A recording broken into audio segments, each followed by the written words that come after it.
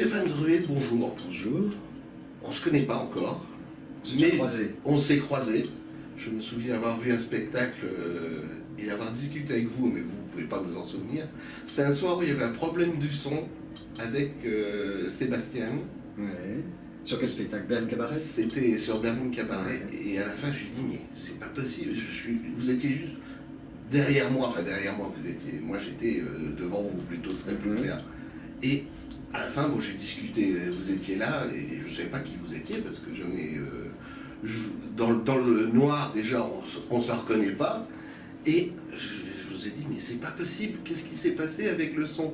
Et vous m'avez dit, oui, je ne sais pas ce qui se passe. Bon, c'est rare. C'est rare, mais ça arrive. C'était, de toute façon, tout au début de Berlin Cabaret, que vous savez, j'ai adoré, puisque vous avez dû entendre ou voir ce que j'avais dit à l'époque. Et là, c'est bon, c'est votre combienième spectacle pour... Au Théâtre de Poche? Ouais. Le 3e. Voilà. Il y a eu d'abord l'histoire du soldat, dans la salle du haut, après Berlin Cabaret en bas, et là, Michel Forever en bas. Et on peut dire que vous êtes fidèle en amitié, puisque on retrouve... de l'histoire du soldat, on retrouve Julien Luguette, qui vient ici, que j'ai croisé tout à l'heure. On retrouve Sébastien Galeotta dans d'autres, qui était dans Berlin Cabaret. Bien sûr. Donc, et qui travaillait aussi dans l'histoire du soldat, parce qu'il était chorégraphe. Oui, mais là, moi je ne l'ai pas vu. Non, voilà, c'est ça. Je peux parler de ce que j'ai vu. Il était peut-être, et puis bon, c'est vrai qu'on oublie au bout d'un certain moment. Donc, alors, cette expérience sur Le Grand Forever, elle est venue... Michel Forever. Michel Forever. Je ne sais pas pourquoi je dis Le Grand. Parce que c'est Michel Le Grand. Oui, donc, c'est arrivé comment? C'est arrivé très vite, très vite. C'est-à-dire que Philippe Tesson, le directeur du Théâtre de Poche, avait, après la mort de Michel Legrand, a eu une envie subite de monter un spectacle sur Michel Legrand. Et donc il m'a dit, est-ce que ça t'intéresse? Est-ce que tu connais Michel Legrand? Je lui ai dit évidemment, j'adore depuis que je suis tout petit. Donc il m'a dit, voilà, est-ce que tu as envie de faire ça? Est-ce qu'avec Daphné, tu as envie de travailler? Je dis oui, bien sûr, ça fait longtemps qu'on se connaît, on n'avait jamais eu l'occasion de travailler ensemble. Donc on avait fait ça, on a écrit et mis en scène en 3 semaines. C'est pas difficile de travailler à 4 mains ou à 2 têtes? Ça dépend avec qui. Avec Daphné, c'est très facile, parce qu'on avait les mêmes envies, les mêmes goûts, la même énergie. Donc c'est allé très vite et on savait exactement, on avait quasiment les mêmes choix de chansons. Elle en a découvert que je ne connaissais pas, moi pareil. Donc voilà, ça a été très facile. Il a fallu beaucoup travailler sur toute la carrière, toutes les chansons, tous les thèmes. Bien sûr, on s'est servi de l'autobiographie de Michel Legrand qui a été écrite par Stéphane Le Rouge, qui est quelqu'un d'absolument incroyable, formidable. Et donc on s'est servi un peu de son bouquin, on s'est servi des documentaires qu'on a trouvés sur Internet, des choses à droite à gauche dans des livres. Et on a très vite fait une espèce de patchwork sur sa vie. On ne voulait pas que ce soit didactique, donc on voulait quelque chose de vivant, de simple, d'émouvant, de drôle, de rythmé. Et je crois qu'on a pas mal réussi. Dans les grandes œuvres de Michel Legrand, on en connaît beaucoup, Daphné n'a pas parlé de Peau d'âne. Alors Peau d'âne, pourquoi, enfin je ne sais pas pourquoi elle n'en a pas parlé, mais est-ce que ça fait aussi partie du spectacle? Ça fait partie du spectacle, elle n'en a pas parlé parce qu'elle a parlé d'autre chose. Oui, mais bien sûr, on a créé une espèce de medley, Peau d'âne, parce qu'on voulait, un peu ce que faisait d'ailleurs Denis et Legrand dans les films, c'est-à-dire ces espèces de medley, de mélanges comme ça musicaux, et on a voulu faire ça pour Peau d'âne, pour avoir la quasi-totalité de Peau d'âne, mais réduite. Donc on a toute une scène qui se passe à table, qui est une espèce de goûter de famille, et voilà, il y a plein de petits morceaux comme ça musicaux, et puis une scène de texte en alexandrin que j'ai écrite sur la vie de Michel Legrand, pour rappeler aussi la scène de la table des Demoiselles de Rochefort, qui était en alexandrin. Donc on a fait ce petit mélange. Beaucoup de travail là-dessus? Pas mal, ouais. Oui, pas mal, mais rapidement, puisque 3 semaines entre l'écriture et la répétition. La veille de la première, les comédiens n'avaient pas tout à fait encore tous les textes, quoi. Donc ils ont été formidables parce qu'ils ont travaillé très vite et ils ont fait une confiance énorme. Au niveau musical, il y a un orchestre sur scène? Il y a un piano et une contrebasse. Benoît de Mesmet et Jean-Luc Arami qui est à la contrebasse. Et c'est tout. Pas de micro. Et puis Bon, c'est la une petite ambiance- salle, c'est pas grave. Non, c'est pas grave, puis surtout ça marche parce qu'on voulait vraiment cette proximité avec le public. Il y a des petites tables comme dans les cabarets, c'est-à-dire qu'on est au cabaret encore une fois, on boit des verres, et puis on voulait cette proximité, cette intimité, être vraiment avec Michel Legrand, avec la vie de Michel Legrand et son œuvre.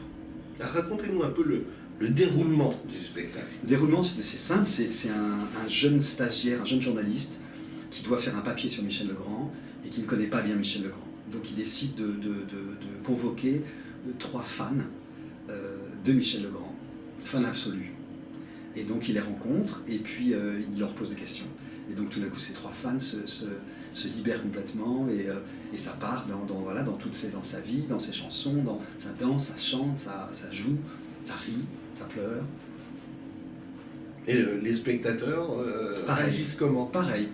Ça rit, ça pleure, ça chante, les gens sortent avec du bonheur au bout des lèvres. Vraiment, à chaque fois, ils disent c'est incroyable de sortir. On sort dans une bulle. On est vraiment, on a envie de danser dans la rue, on est ému, donc c'est formidable, ça marche.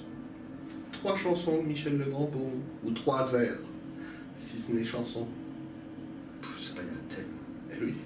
Mais il y a la chanson que j'adore, qu'on a mis dans le spectacle, qui s'appelle Sans toi, qui était dans Cléo de 5 à 7 d'Agnès Varda, que chantait Corinne Marchand dans le film, qui est une chanson absolument sublime, que chante Emmanuel Loisé magnifiquement bien.